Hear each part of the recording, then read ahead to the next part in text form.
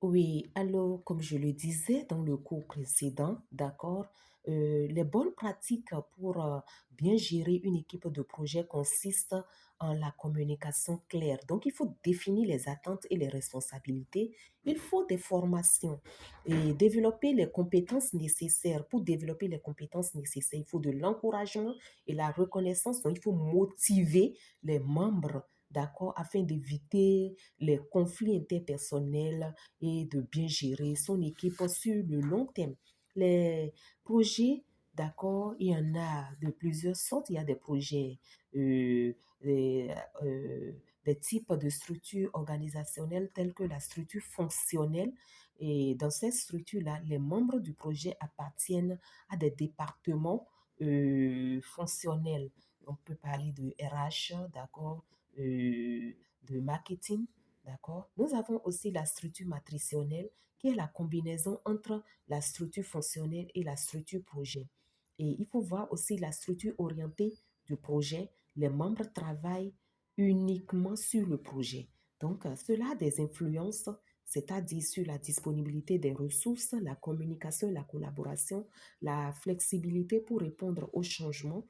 Et il faut voir au fait que dans une organisation fonctionnel, le chef de projet peut avoir moins de contrôle car les membres se rapportent à leurs responsabilités et se focalisent, sinon s'orientent plus vers leurs responsables hiérarchiques. Alors, nous pouvons voir que le projet est un domaine très complexe.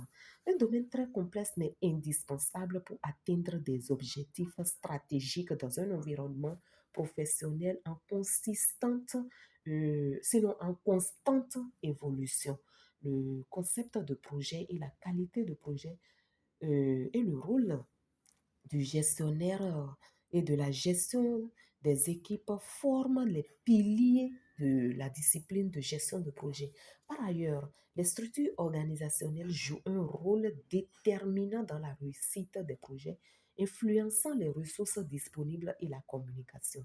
Une belle et sinon une bonne maîtrise de ces éléments est donc essentielle pour les organisations qui souhaitent se démarquer et garantir le succès de leur projet. Alors, si vous avez des questions, vous pouvez les poser. Nous sommes là pour répondre. Merci de nous avoir suivis et coucou, à tout à l'heure. Merci.